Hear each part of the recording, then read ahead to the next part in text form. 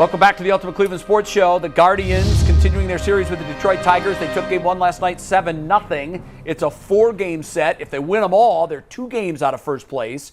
If they lose the last 3, they're 8 games out of first place. So that's a big swing. Gabe Arias is a guy that the Guardians have pretty much given this shortstop position to him. When they sent Rocchio down, it was pretty much obvious that this is his to lose now. And really, since that point, he's done everything he can to try to lose it. Let's put his splits up over the last 21 games. The first half of this looked like all-star numbers. The back half of it looked like minor league numbers. So I'll do the quick math for you. That batting average is .324 on the left, and the batting average on the right is going to be .118. More strikeouts over the last 2 weeks or so. Walks are similar, RBIs are similar, but to me, he's been a much different guy at the plate. I think more, not that the book wasn't out already, because with the advanced scouting that teams do, you are who you are, and teams know it after about 30 or 40 professional at-bats. To me, he's a guy that can handle fastballs in the zone, and he chases way too many pitches out of the zone that are off speed, and it's going to kill his career if he doesn't fix it. I have the numbers to not only back that up, Jay, but to confirm exactly what your eyes are seeing. This season, so this is in culmination from the start of the season to now, not just the last 21 days. Against fastballs, Arias is hitting .288, good, 4 home runs, and a slugging percentage of .479, which is a pretty good slugging percentage. It's great. Against off-speed pitches, sliders, breaking balls, anything off-speed, he's hitting .197, no homers, and a slug of .279, which is in the bottom 10% of baseball. His barrel rate and his exit velo have both dropped off a cliff in the last 3-4 weeks. Because teams have learned early on when he had those 4 home runs, we got to be careful with throwing this guy a fastball.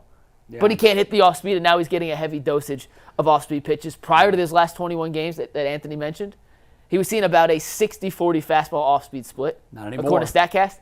It's about 70-30 off-speed to fastball split now, which is a pretty easy way to track why has Arias been struggling and when did he start to struggle, when teams adjusted how they were approaching him at the plate. Self-fulfilling prophecy. If you can't hit the off-speed pitch, you're going to get more of them. That's it. And if you chase out of the zone, you're going to get even more of them. And you're going to get fewer strikes, too. Right. Why, as a pitcher, would you throw the ball in a nitro zone against a guy that can handle that pitch when he's going to help you out and swing at 2 or 3 pitches that are off the plate? Yeah.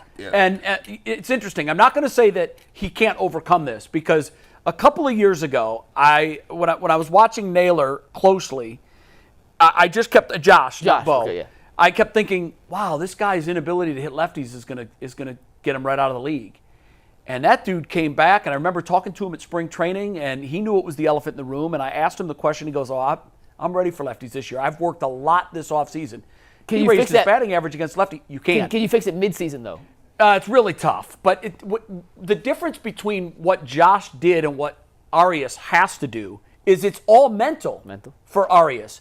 Arias has to learn to spit on the pitches that are going to finish off the plate. Very tough. It is tough because most of it's baked into the cake. It's in your DNA. I sit here and say this. I had 6 at-bats Saturday. I saw 7 pitches. I'm a first-pitch hitter. Yeah. I always have been. Yeah. And I've tried to, for a while I was a leadoff hitter. I'm like, I got to look at more pitches. I can't do it. If it looks hittable, I'm going to hit it. I'm going to swing. So he has to reprogram his mind. It can be done, and if he does it, he can save his career. If he doesn't, I'm worried about him. I am. Because they're not going to start throwing any more fastballs, right? Like, once the book's out on that you can hit fastballs, you can't hit off speed, they're not going to all of a sudden say, hey, you know what you want? Here, try this. Yeah, that's not going to happen. His days of seeing fastballs are done, particularly early in counts. You might get a fastball late in a count if you're up, but you're not going to get them early in the count, and that's when guys like to do their damage. All right, that's it. We're out of time. Enjoy the Memorial Day weekend. Remember why we celebrate the holiday. Enjoy, and we'll see you on Tuesday. No show on Monday.